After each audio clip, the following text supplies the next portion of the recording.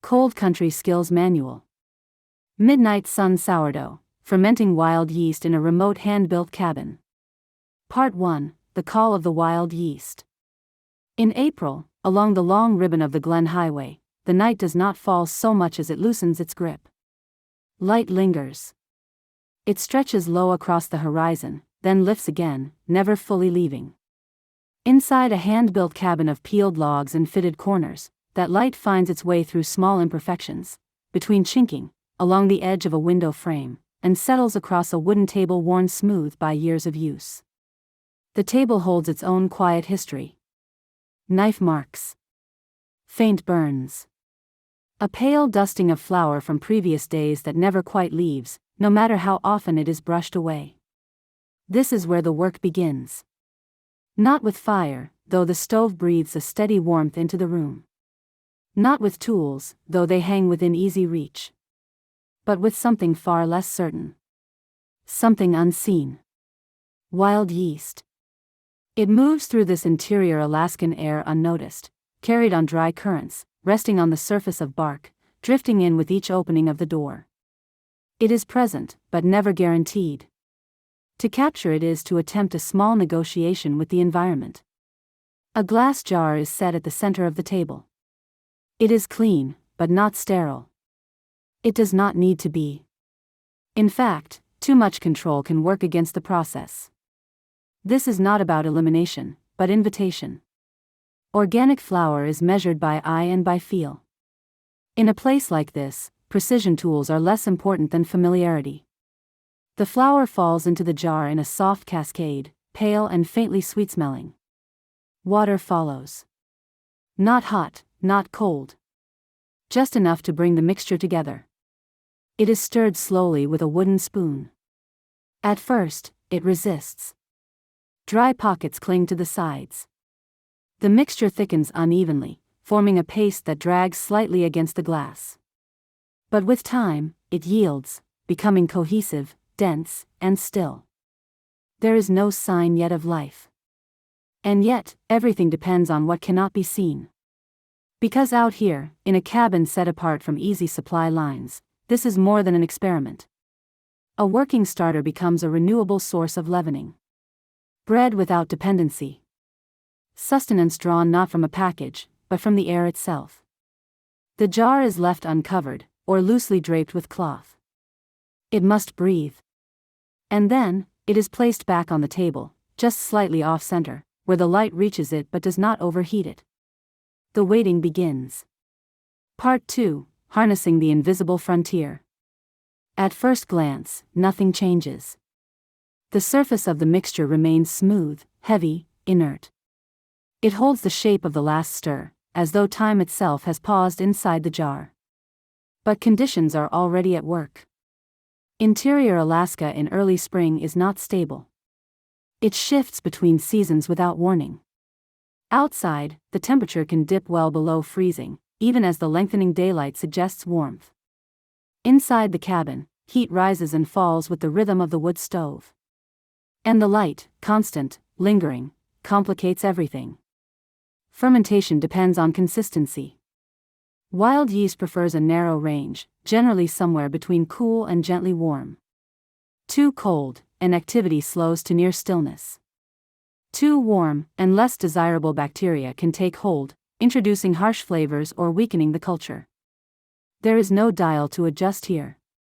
Instead, the jar is moved. A few inches closer to the stove when the fire burns low and the air cools. A few inches back when the afternoon light intensifies against the glass. Sometimes it is turned slightly, so that one side does not receive too much direct warmth. Small adjustments. Constant awareness. After roughly a day, the first feeding takes place. A portion of the mixture is removed, discarded not as waste, but as necessary reduction. Without this step, the developing culture becomes unbalanced, overwhelmed by its own byproducts. Fresh flour and water are added in equal measure to what remains. The mixture is stirred again, smoother now, more cohesive. A simple way to track progress is to mark the level of the mixture. A rubber band around the jar, or a faint line in flour on the outside of the glass, provides a reference point. It is a small detail, but a useful one. Because growth, at this stage, is subtle. By the second day, a faint scent begins to form. It is not yet sour. Not yet bread-like. Instead, it carries a damp, grassy note, something between wet grain and the air after snowmelt. This is not the final aroma, but it is a beginning. Another feeding. Another wait. Then, one cycle later, the first visible sign. A scattering of tiny bubbles along the surface. Small, irregular, easy to miss if one is not looking closely. Along the sides of the jar, a few more cling like beads. They do not rise far. Not yet. But they are unmistakable. Life, drawn from the air, beginning to take hold. Part 3, Battling the Elements of Isolation. Routine becomes essential, even when time itself feels uncertain. With no true nightfall, the body loses its usual cues. There is no clear morning, no definitive evening. Only stretches of light that blur together unless something marks them. The starter becomes that marker. It is fed at regular intervals, roughly every 12 hours, though the exact timing bends slightly with the temperature. Each feeding reinforces the developing balance, encouraging the strongest yeast and bacteria to persist. But progress is not linear. On the third day, the activity slows. The bubbles that once appeared begin to diminish. The surface flattens. The rise, which had begun to show promise, stalls completely. The scent sharpens, still not unpleasant, but more acidic than before. There is a hint of something unsettled beneath it. This is the point where doubt enters. It would be easy to assume failure. To discard the mixture entirely and begin again. In a more forgiving environment, that might be a reasonable choice. But here, patience is the better tool. Wild fermentation often moves through phases. Early bursts of activity are sometimes followed by quiet periods, where different microbial populations compete for dominance. The visible slowing does not necessarily mean the process has stopped. It means it is changing. Still, conditions must be corrected where possible. The jar is moved slightly closer to the stove. Not enough to warm it quickly, but enough to prevent the chill that seeps into the cabin when the fire burns low. The mixture is fed again, maintaining roughly equal parts flour and water, though a slightly thicker consistency can help retain warmth in colder conditions. The sides of the jar are scraped down to keep the mixture even. And then, it is left. Outside, the wind gathers strength. It moves through the trees with a low, steady force, pressing against the cabin walls. The structure holds, but the sound carries, a reminder of the distance between this place and any other. Inside, the jar remains still. Hours pass. Then, gradually, the surface begins to change again. A few bubbles return.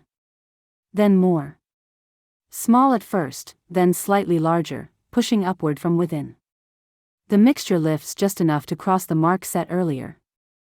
It is not dramatic. But it is enough. Because resilience, here, is measured in increments. Part 4, Building Strength in the Culture. By the 4th and 5th days, the starter begins to establish a rhythm. After each feeding, it responds more quickly. Where once it took nearly a full day to show activity, now it begins to rise within hours, provided the temperature holds steady. The texture changes as well. What was once a dense, heavy paste becomes lighter, aerated from within. When stirred, it resists differently, elastic in places, almost sponge-like beneath the surface. This is the sign of strengthening. Feeding continues, now with greater intention. Equal parts by volume remain a reliable guide, though exact measurement is less important than consistency.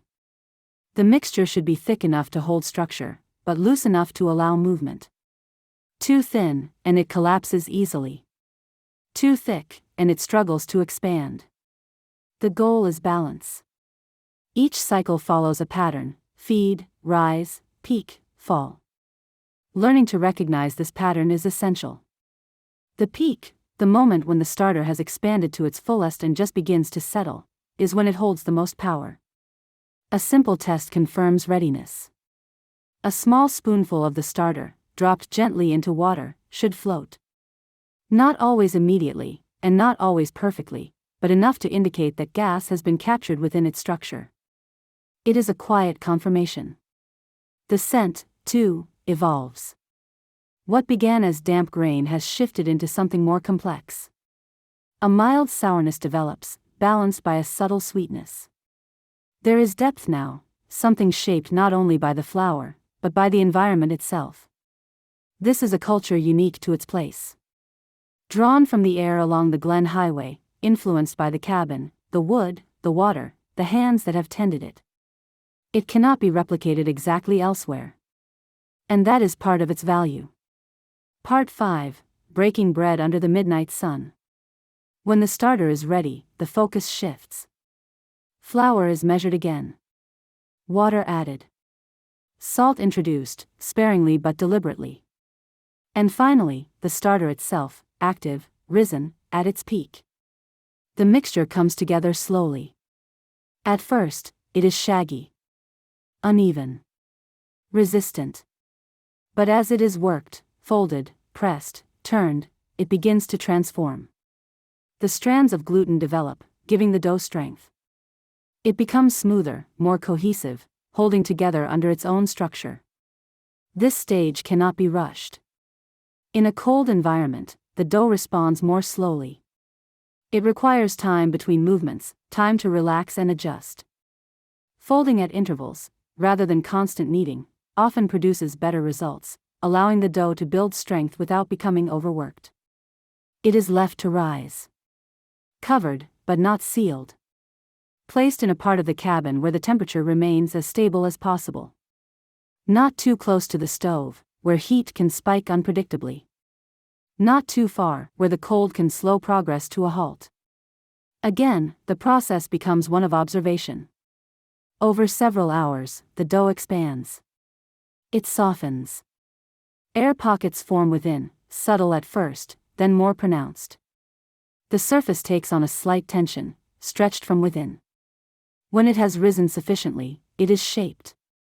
This is done gently. The goal is to preserve the structure that has formed, not to press it out. The dough is folded into itself, given form, and set aside once more to proof. There is a quiet anticipation in this stage. Because everything that has come before, days of feeding, adjusting, waiting, rests on what happens next.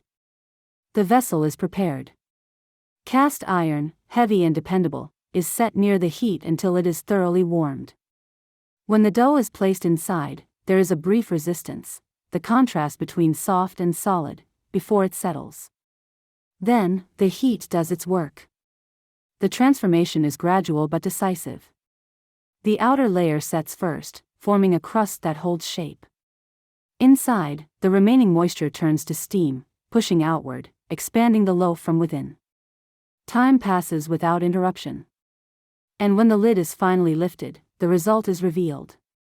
A loaf, dark and burnished. The surface split in places, where expansion has found its path. As it cools, it begins to speak in small ways, a faint crackling as the crust contracts. When it is cut, the interior tells the rest of the story. An open crumb. Irregular holes. A texture that reflects both the strength and the variability of the wild culture that created it. The scent is unmistakable. Tangy, yes, but also grounded. A depth that carries the memory of grain, of air, of time. This is not bread that could be made anywhere else. It belongs to this place. Part 6, A Living Companion in the Wilderness. In the quiet that follows, the cabin settles again into stillness. The loaf rests on the table, cooling slowly. Outside, the light continues its steady presence, unchanged by the hour. The wind moves when it chooses, then fades. Inside, something has shifted. Not dramatically. Not in any way that could be measured. But the presence of the starter, the jar now returned to its place, introduces a rhythm that did not exist before.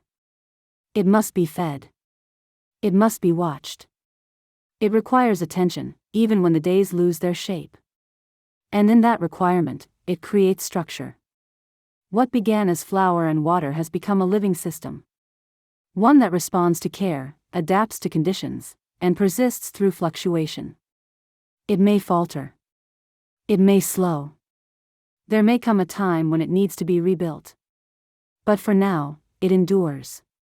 In a remote cabin, along the long stretch of the Glen Highway, that endurance carries weight. Because isolation is not only physical. It is temporal, sensory, psychological. And something as simple as a jar of fermenting culture offers a counterpoint. A quiet form of companionship. A connection to process, to continuity, to the unseen life that exists even in the most remote places. Flour and water. Air and time. From these, something lasting is made. And in the long, unbroken light of the Alaskan spring, that is enough.